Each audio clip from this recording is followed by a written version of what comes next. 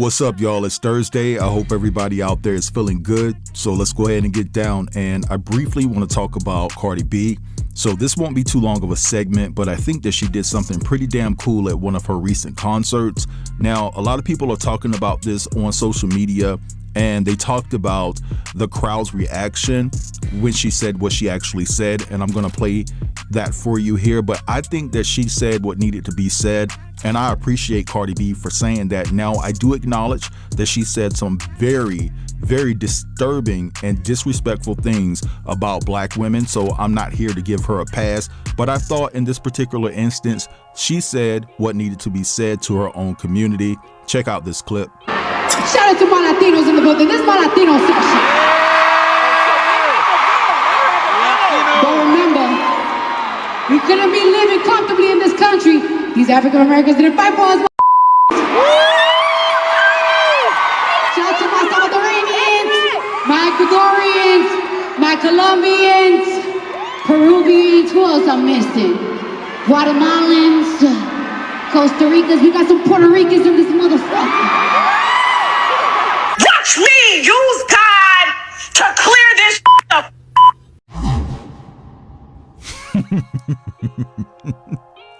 Sorry, y'all. I got to give it up for Tasha K. She is entertaining. This was entertaining as F. Let me tell you right now. I know we're not talking about Tasha K, but I'm telling you, I've been laughing for the last couple of days. Ever since she went off on Spaces. And this rant right here, watch me use God. I mean, it is just epic. But anyway, back to Cardi B, right? Shout out to Cardi B for actually saying that. And I have to keep it honest. I love Cardi B's attitude, or should I say her demeanor, or better yet, I would say that she has a very, very outstanding personality. She's relatable. She's funny. She's witty. You know what I'm saying? And I see why a lot of people connect with her. Now, I will say this, just because she said what she said, it doesn't make me biased or I'm going to be on some pro Cardi-ish. No. I just respect what she said. Now, I did see some people that commented about this particular video, and they are claiming that there was a dip in the applause or the screaming when she said that African Americans are responsible for us living comfortable in this country. I didn't notice that, and I just think it's a lot of people that are hating on Cardi B. I heard a lot of people applaud. I heard a lot of screaming. Now, I want you guys to judge it. Let me know in the comments, did you hear a dip in the appreciation or celebration when Cardi B actually said that? But anyway, let's move along, and I want to talk about this rift that is going on between Janet Jackson and Jermaine Jackson. So apparently Janet Jackson has a problem with the biopic that's set to be released about Michael Jackson next month.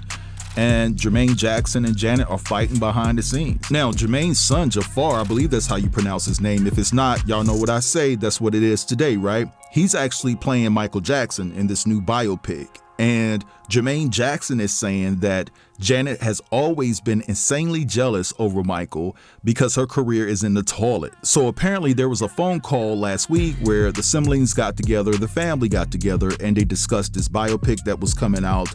And reportedly, Janet Jackson was the only one who acted negatively about the preview, but her own boyfriend applauded it, and reportedly Janet's boyfriend thoroughly enjoyed the preview. Now, the matriarch of the family, right, Miss Catherine Jackson, loved it. And in my humble estimation, that is all that matters. I got love for Janet. I understand that she has an opinion, and rightfully so. But when Miss Catherine Jackson says, hey, I'm happy with this, then that's the end all be all. But anyway, I want you guys to check out this clip that was just sent to me, by the way, as I was making this video, and it gives you a little bit more detail about what went down during this private screening. So check it out and I'll be back. Jermaine Jackson has said he's had enough of Janet Jackson following their major argument at a movie screening. The tension within the family has reached a new high after a private event for the upcoming Michael Jackson movie turned into a loud argument. The gathering was meant to be a positive moment for everyone to see Jafar Jackson playing his uncle for the very first time. However, sources say the atmosphere changed quickly when Janet began to loudly criticize the work being shown. This has deeply upset Jermaine because his son is the person playing the lead role in the film. One source said Jermaine really has had it with Janet. He feels she causes way too much drama and thinks she's completely unprofessional at an event meant to honor his son alongside Michael. This situation has caused a massive divide amongst the relatives who were present at the Los Angeles screening. While some people were happy with the movie, others felt in the middle of the disagreement between the two siblings. Jermaine reportedly feels that Janet was being unfair and that her behavior was out of place for such an important family milestone.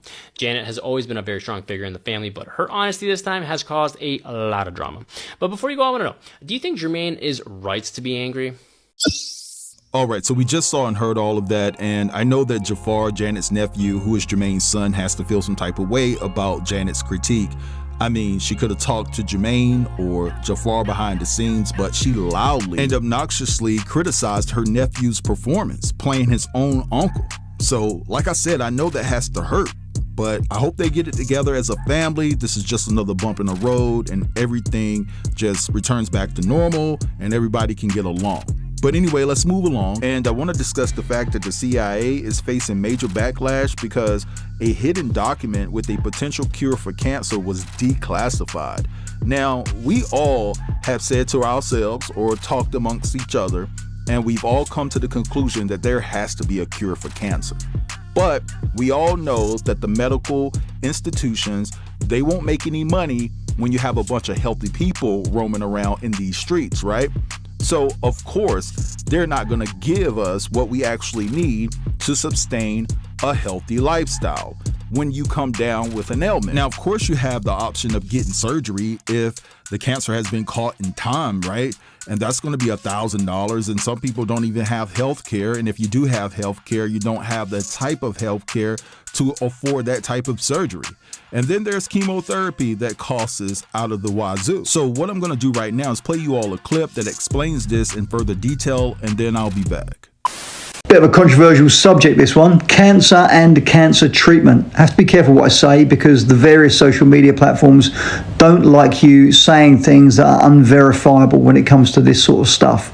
So I'm only going to deal in what we know are facts. So cancer, as we're all aware, has been around for a very long time, and the sort of standard treatments that everyone goes through are chemotherapy, radiotherapy, etc., etc. Do they work? Sometimes yes, sometimes no, but undoubtedly they also have some pretty severe side effects in terms of killing off other cells in your body, losing your hair, becoming very ill, feeling like death the entire time. So an article has come out, I'm just going to put this up here in a second, which has been published by the Daily Mail but is now very widespread and is doing the rounds, and it's about the fact that way back in 1951, so 75 years ago, the Soviets investigated allowed this research paper or a link that cancer was very similar to other illnesses and potentially treatable similarly to other illnesses caused by parasites, that it was a parasitic disease, and they had a particular drug that they felt worked well on this. This was a research paper published in 1951 by the Soviets. The CIA discovered it in the USA in 1961 and buried it. They hid it. They wouldn't allow this research paper or any of the research into it to be revealed. But it's now come out again 60 years later, or 60 odd years later, after the CIA buried it. This is an article in the Daily Mail, so social media platforms don't ban me for saying it. I'm only repeating what is out there and what is out in the public. Why is that interesting? Well, because there's a lot now of investigation, research, and people talking about cancer potentially being treatable through the use of anti-parasitic drugs. There is a doctor in the USA called William Makis, M-A-K-I-S, you can find him on X, who treats patients using anti-parasitic drug protocols, things like fenbendazole, menbendazole, and yes, even ivermectin, you know, that one they described as being a horse dewormer. This is out there. This information is out there. Am I saying it works? No, not at all. Am I saying you should do it? No, because I'm not a doctor and I wouldn't recommend it. But I would recommend you go and do your research. Here is the Daily Mail article, so you know I'm not talking rubbish. There you go. I'll get my head out of the way. CIA faces furious backlash after hidden document with potential cure for cancer is declassified after 60 years. If you go to the Daily Mail and look up their science tech area, you can read the entire article. So, is cancer caused by parasites? Is cancer a parasitic disease? I don't think that's what this is saying. What it's saying is that it has lots of close similarities and resemblances, and therefore anti-parasitic drugs may, and I use that word advisedly, may be helpful. As I say, I'm not recommending it. Go and do your own research. Look into fenbendazole, menbendazole, ivermectin, the work of William Mackis, and have a look and just do your own research. But if this is now coming out in the mainstream press, surely it's worth having a look at. Surely it's worth investigating other ways to treat yourself. Surely it's worth looking into for your loved ones if they're suffering from that awful disease. That's all I'm saying. Just think about all the money that has been raised over the years to find a cure for cancer. So they say, where's that money went to? And the whole time, allegedly, they have a cure for cancer. Where's all those millions of dollars that have been raised over the years? You know what I'm saying? Because at the end of the day, people out here are suffering from this disease. This is a very catastrophic disease. And you're playing with the people's lives out here knowing that you have a cure the whole entire time. This is just sad. But anyway, I'm gonna let this go right here. I want you guys to feel free to drop down in the comments and let me know what you think about all of this. Don't forget to like, also share this video. And if you're new here, consider subbing to the channel. I'll get with you guys later. Have a beautiful day.